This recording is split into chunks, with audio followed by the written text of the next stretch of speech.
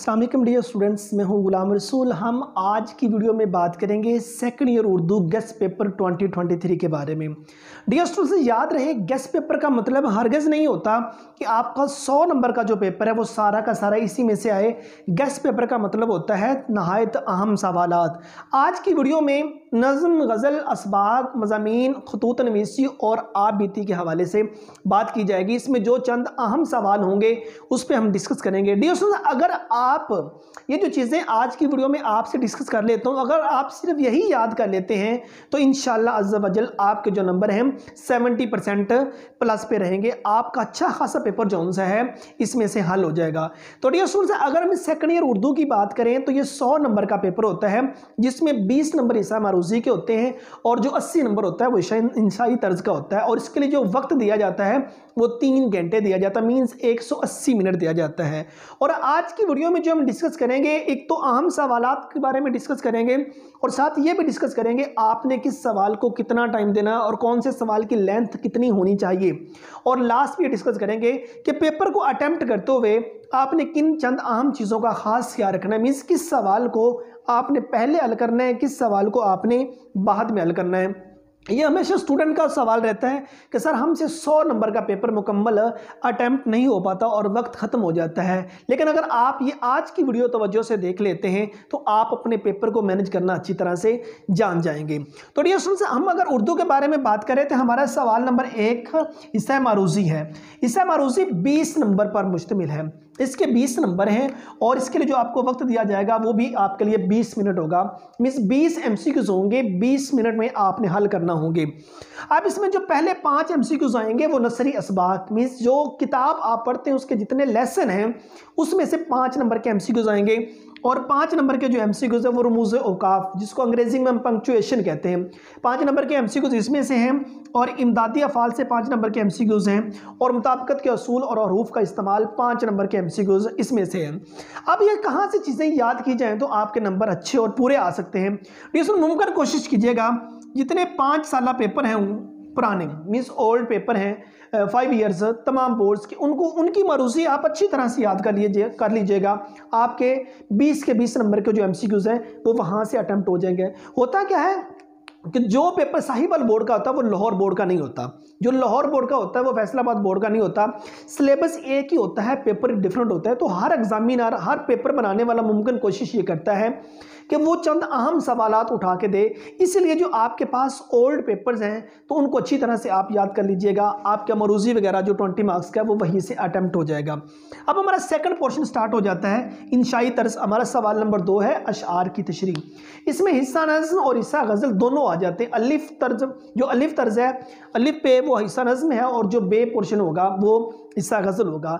अगर हिस्सा नज़्म के डियर स्टूडेंट्स हम बात करें तो हिस्सा नज़्म में से 2 शेर आते हैं 4-4 नंबर के। और याद रहे एक ही नज़्म से दोनों शेर आते हैं, डिफरेंट नज़मों से नहीं आते। और इन दोनों अशार की तशरीह आप इकट्ठी कर सकते हैं। अब इसके 10 नंबर होते हैं। एक नंबर होता है नज़्म के उन्वान का, एक नंबर शायर के नाम का, 4-4 नंबर के 2 शेर होंगे, उसके हमने तशरीह करना होगी। टोटल 10 नंबर होंगे और इसके लिए जो आपके पास वक्त होगा वो 20 मिनट होगा। ये 10 नंबर के जो 2 अशार की तशरीह करनी है आपने 20 मिनट में करनी है। और एक शेर की तशरीह मिनिमम 2 सफ़े, मीन्स हाफ शीट। दोनों अशार की तशरीह आपने कम से कम एक शीट मुकम्मल ज़रूर लिखनी है और कोशिश करें एक सफ़े पे मिनिमम आपके 2-3 हवालाजात ज़रूर हों। और शेर की तशरीह के अंदर शेरी हवालाजात ज़्यादा पुट करने की कोशिश कीजिएगा।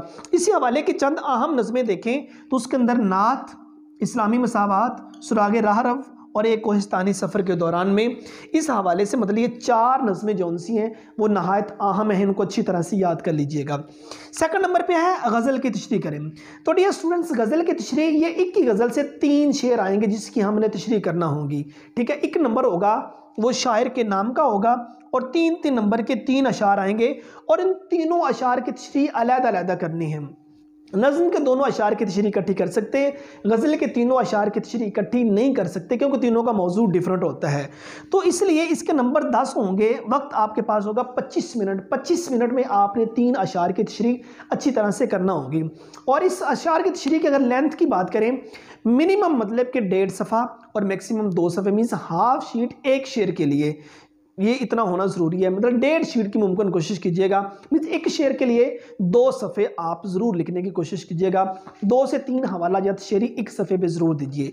इस हवाले की चंद अहम गज़लें देखें। गज़ल नंबर 2, गज़ल नंबर 3, गज़ल नंबर 7, गज़ल नंबर 8 और गज़ल नंबर 9, ये इस हवाले की अहम गज़लें हैं, इनको अच्छी तरह से आप याद कर लीजिएगा। उसके बाद हमारा है सवाल नंबर 3। सवाल नंबर 3 की बात करें कि 2 पैराग्राफ आएंगे, किसी एक पैराग्राफ की हमने तशरीह करना होती है। तो डियर उसमें मतलब कहते हैं कि हवाला मतन सियाक़ो सबाक़ को मद्देनज़र रखते हुए इक़्तिबास की या पैराग्राफ की तशरीह करें। 3 चीज़ें पूछी जाती हैं, हवाला मतन, सियाक़ो सबाक़ और तशरीह। हवाला मतन की बात करें, इसके अंदर मुसन्निफ़ का नाम और सबक का उन्वान होता है, 2 नंबर इसके हैं। सियाक़ो सबाक़ के 3 नंबर हैं और उसके बाद ये तशरीह है, 10 नंबर तशरीह के आ जाते हैं। 15 नंबर होंगे इक़्तिबास की तशरीह के, और इसके लिए जो हमारे पास वक्त होगा वो 25 से 30 मिनट। 25 से 30 मिनट में आपने इक़्तिबास की तशरीह करनी होगी। और तशरीह कितनी होनी चाहिए? मीन्स अगर हवाला मतन की बात करेंगे तो 2-3 लाइनों में आ जाएगा, सबक और उन्वान और मुसन्निफ़ का नाम है। और उसके बाद सियाक़ो सबाक़ की हम बात करें तो ये मतलब कि 8-10 लाइनें आ जाती हैं सियाक़ो सबाक़ की। मीन्स जो हमारा मौजूदा पहरा होता है उससे पहले वाली बात और बाद वाली बात को हमने लिखना होता है, और उसके बाद इक़्तिबास की हमने तशरीह करनी होती है। इक़्तिबास की तशरीह डियर मिनिमम जो आप इसकी तशरीह कीजिए वो 2 सफ़े ज़रूर कीजिए, मीन्स हाफ शीट, और एक सफ़े पर 2 से 3 हवाला जात पुट करने की कोशिश कीजिए।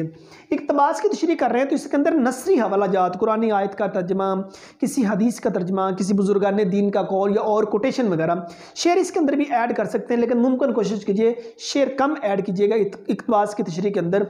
नसरी हवाला जात इसके अंदर ज़्यादा ऐड करने की कोशिश करना।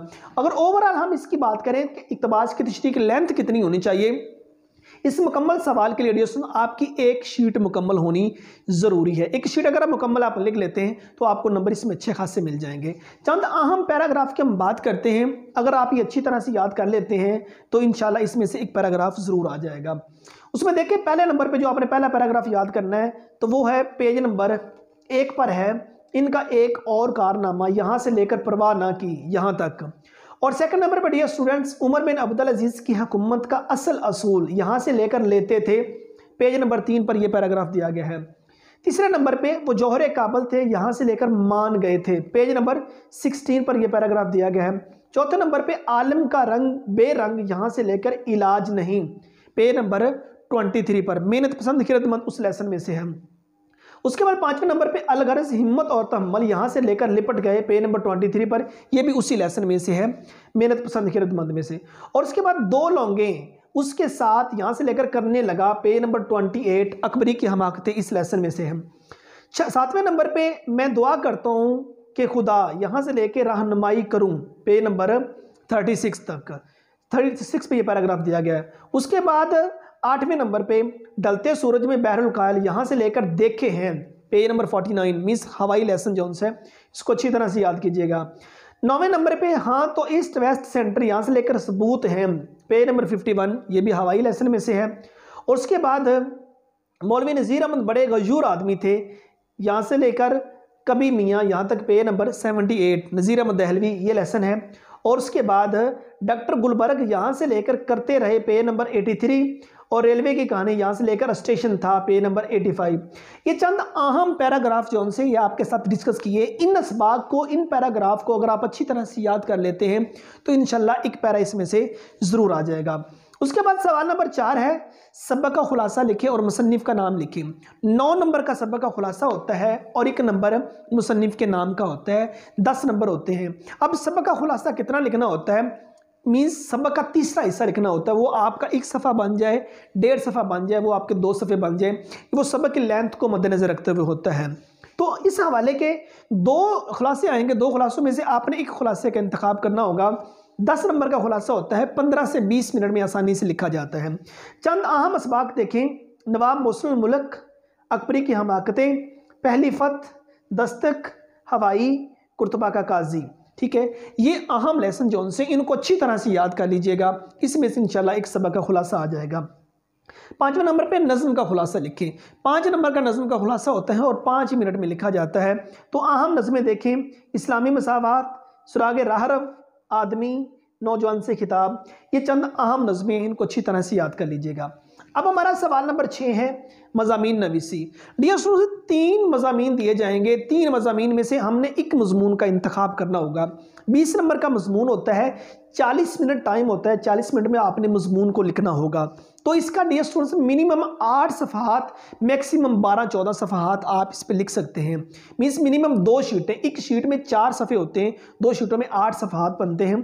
तो 8 सफ़हात मिनिमम ज़रूर लिखिएगा। एक सफ़े पे 2 से 3 कोटेशनें ऐड करने की कोशिश कीजिएगा। अब अहम मज़ामीन की बात करें तो उसमें डियर स्टूडेंट्स नवाब मोहसिन मुल्क, दूसरे नंबर पे इंटरनेट के फ़वाइद और नुकसानात, तीसरे नंबर पे उर्दू हमारी कौमी ज़ुबान, चौथे नंबर पे समाजी बुराइयाँ और उनका सद्देबाब मीन्स करप्शन, और 5वें नंबर पे तलीम निस्वां, 6ठे नंबर पे मेरा नस्बुल आइन, 7वें नंबर पे मेरा पसंदीदा शायर, और 8वें नंबर पे इत्तेहाद आलम इस्लाम, 9वें नंबर पे मेहनत में अज़मत, 10वें नंबर पे कौमी तमीर और तलबा, 11वें नंबर पे शजरकारी और माहौलियाती आलूदगी, 12वें नंबर पे कौमी ज़िंदगी में नज़्म व ज़ब्त। ये 12 अहम मज़ामीन हैं, इनको अच्छी तरह से याद कर लीजिएगा। उसके बाद हमारा सवाल नंबर 7 है खतूत नवीसी या आबिती। इन दोनों में एक चीज़ आती है लेकिन ज़्यादा चांस ख़त आने के हैं, ज़्यादा चांस ख़त के होते हैं। 10 नंबर का ख़त सवाल है तो इसके लिए आपके पास जो टाइम होगा वो 20 मिनट होगा।